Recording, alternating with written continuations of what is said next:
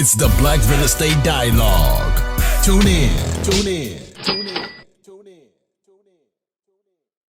Marion Lee, I am real estate investor, out-of-state real estate investor, so long distance, portfolio of rental properties, and then I do some buy and flips as well. So do a couple of different things, and starting to flirt with the idea of Airbnb. So we'll see how that goes in the next couple of months. But contractors is what I'm speaking about or talking about tonight. So I'll hop in. I have some notes and some bullet points I want to talk about, but if there's something like you guys want to cover or something comes up, just like feel free to stop me and I will try to like redirect. But I kind of broke out my notes into a couple sections. So also kind of let you know what's to come. So first, I'm kind of just breaking down like finding a contractor. Next, kind of getting a bid from that contractor, informal agreement, and then management of a contractor on a project. So those are kind of how I bucketed my points today. Finding a contractor. I feel like finding a good contractor it's a challenge in itself, right? Like starting out real estate with a challenge. Finding a contractor. So one of the contractors that I've worked with, and I actually did a couple deals with them, I was able to find them just by Craigslist.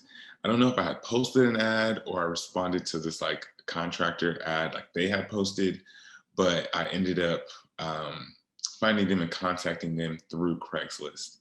And I ended up doing probably like 4 or 5 different deals with this contractor that I found through Craigslist. They were great when we started. Eventually things got bad, and so I've moved on. But you can find contractors via an ad on Craigslist, and either you're posting it or responding to an ad. Another one is like signs. If you're like out and about, Home Depot, Lowe's, just driving around, a lot of folks will put those magnets on the side of their trucks or their cars, most of them trucks, and you can call those numbers and see if they're like a general contractor. Some of them may be like kind of niche down and be like a roofing contractor or a plumber, but there are GCs that roll around with their contact information on the side of their vehicle. The last one that I'm going to list, and anything that I list, don't take it as like an exhaustive list. There may be other ways, there may be other items. These are just like the ones that come to mind for me. But the last one is a referral. Ask for a referral. The 2 contractors that I work with now on almost all my deals, they are referrals from my realtor. So they've worked out great. And I think that it helps the relationship with your contractor when they have a tie to someone else and they feel like they need to do right by you because they're being like held accountable by another person that they're close to. And then your realtor is going to want them to kind of keep your relationship with you because you're doing deals. So it's kind of like a circle of accountability, which I found to be helpful. But those are a couple ways you can find a contractor, right? Once you've found a contractor and you actually want to get a bid from this contractor, I think you should get a couple bids, but I'll get to that. Ask for a detailed bid. So I've received bids where they'll like line out some of the items, they'll line out all the items that they're going to do, and then just slap like one price on it, like $30,000 for all this stuff. And $30,000 might work. $30,000 might be a fair price, right? But without the breakout into line level detail and being able to see how much they're charging you for each piece of work, then you really don't know like if it's a good price, if it's a fair price. You may think like, oh, $30,000, I think it should cost about $30,000. Then it comes in at 30 and you look at it at a detailed level and you're like, well, this number's kind of high and this number's kind of high, and figure out that you can actually get it done for $25,000, right? So always ask for, I think, a detailed estimate or detailed bid, and because it allows you to see the line level detail. What it also allows you to do is to compare estimates or to compare bids. So if you get 3 bids, which is like what's standard or like what's recommended, then you can see like, all right, contractor one's going to charge me $3,000 to paint interior, and contractor two is only going to charge me $2,500. All right, I have like a $5,000 savings there, or not 5,000, 500, excuse me, $500 savings there. Or it may be one that's just like, one is at 3,000 and other two are at 5,000.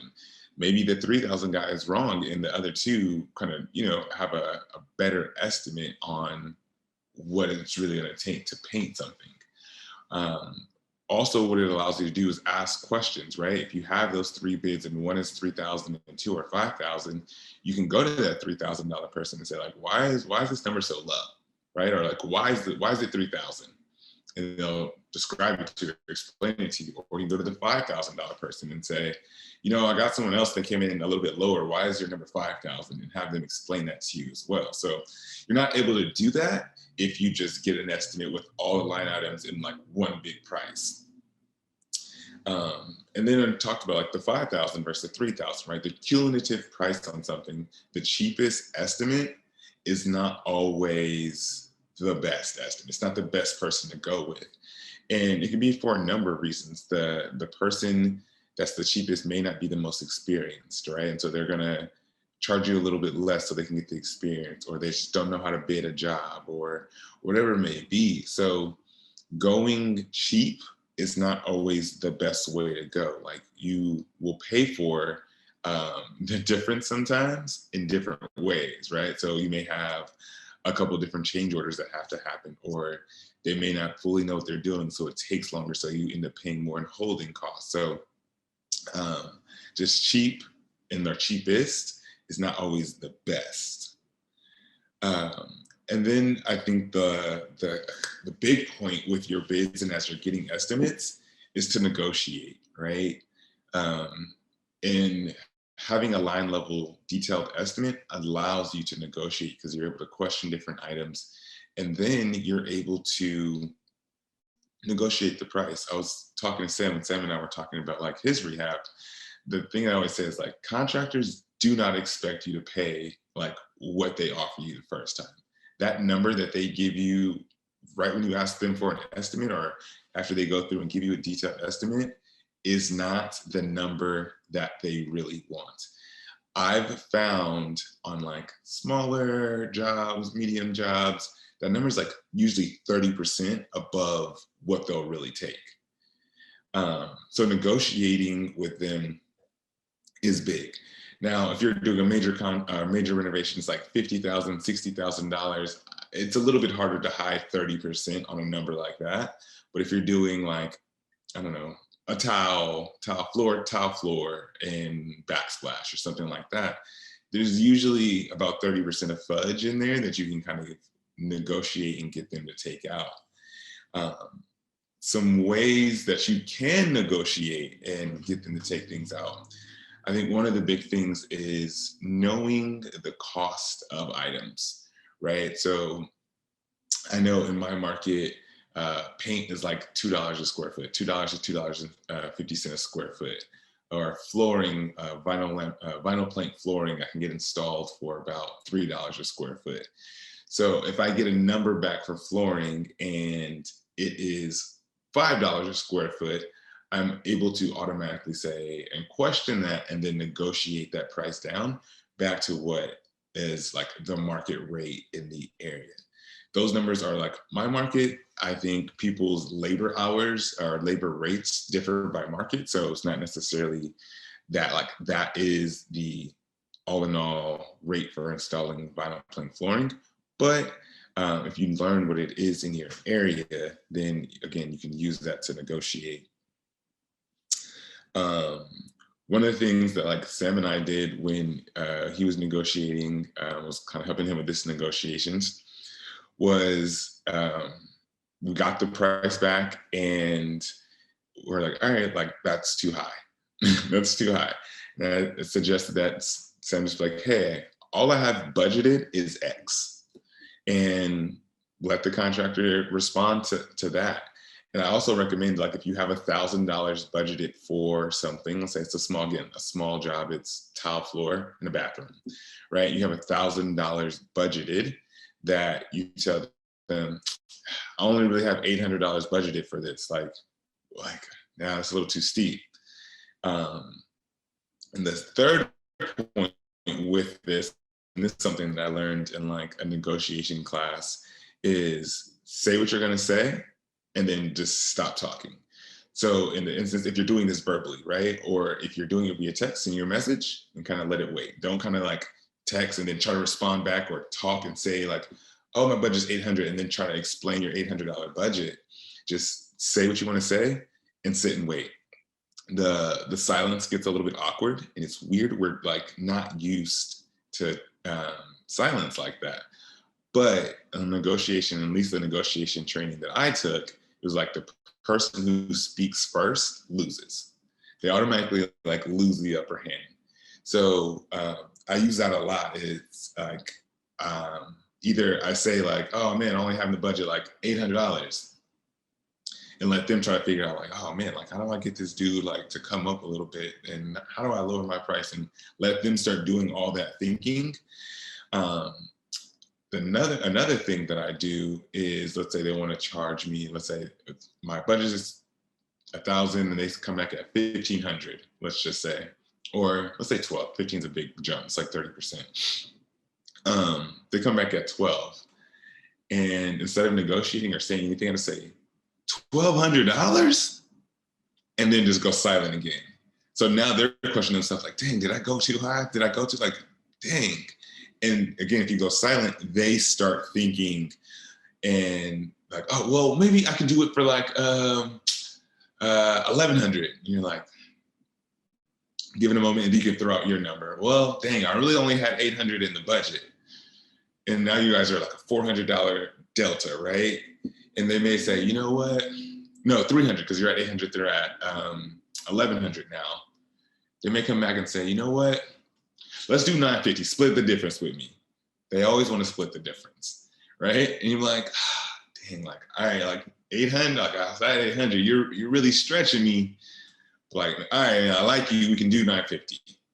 Your number was 1,000, and you just got them to come down off of their $1,200 number.